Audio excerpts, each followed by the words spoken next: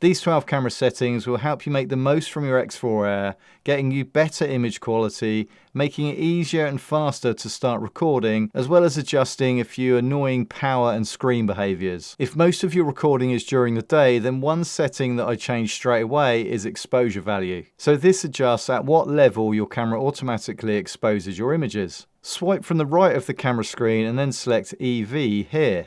You can change this to negative numbers to make your shots darker and positive numbers to make your shots brighter. I set mine to -0.3 or -0.7, and this helps to add more detail in the clouds without affecting the rest of your shot too much. So now go back to the main screen and next swipe from the top of the screen and select the settings menu here and then image settings. And make sure your video encoding is set to H.265. This is the most efficient way of recording your videos and the setting that you should use. Only use H.264 if your phone is older and it's struggling to process the videos. So now let's look at the bit rate. This refers to how much information the camera uses to create your videos. So a high bit rate means your files are bigger and contain more information, and a standard bit rate means your files are smaller but contain less information. So set this to high for better image quality. But again, if your phone is struggling with larger files or with storage, then you could set this to standard, which would give you smaller files, but also a lower quality image. Sharpness, this is how sharp your images are.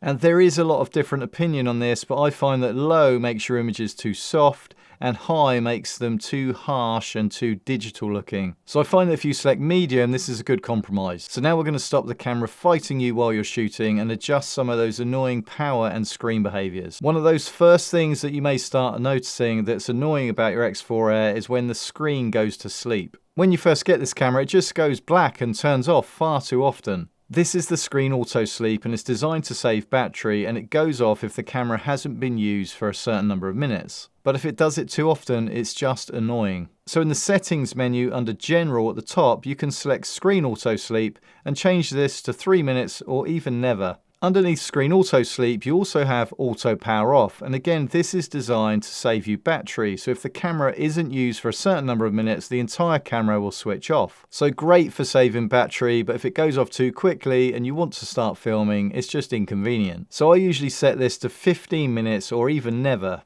And this will depend on how good you are remembering to turn your camera off when you're not using it. Because obviously if you select never and the camera is left on, then eventually the battery will drain. Going back to auto sleep mode, when the screen does go to sleep and you want to wake up, you usually quick press the power button on the side. But there is a simpler way, and that's to enable touch screen to wake up. So now when the camera goes into auto sleep mode, you simply just tap the screen to bring it back to life. There are several ways to start recording with this camera to make it faster and more convenient. The first one I want to talk about is gesture control. So swipe down from the top of the screen and swipe across to the second page and select gesture control. When this is selected, you can start a video by holding your hand up to the camera like this. And you can take a photo by holding up a peace sign. This is great when the camera is mounted away from you or extended out on a selfie stick. And underneath this setting, you'll see twist to shoot. When this is selected, you can twist the selfie stick twice and the camera will start recording. Now you might think, well, when would I use this? But actually it's really handy when you have big thick gloves on if it's cold or you're out on the ski slopes and you can't easily press the buttons on your camera. So now swipe across to the third page and you'll see quick capture. When the camera is off, this allows you to press record and then the camera will turn on and start recording in any mode that you choose. And this is a really fast way to capture those moments that otherwise you may have missed. But if you want an even faster way of never missing a moment, then go to the first screen here again and you'll see pre-recording mode. When you activate this setting, the camera will continuously record a buffer of 30 seconds. So then when you press record, it will have already recorded what happened 30 seconds ago. And then it will continue recording until you press stop. It's an excellent feature to use if you're not sure when that big moment will happen. One thing to be aware of though when you use this mode is that it will drain the battery more quickly. Now let's look at the customize button. Well, this changes what the Q button on the side of the camera does. This will depend on your shooting preferences as to what you change this to, but I find it really useful to set it to switch between single lens and 360 mode. Of course you have a 360 camera, but that doesn't mean you always have to shoot in 360.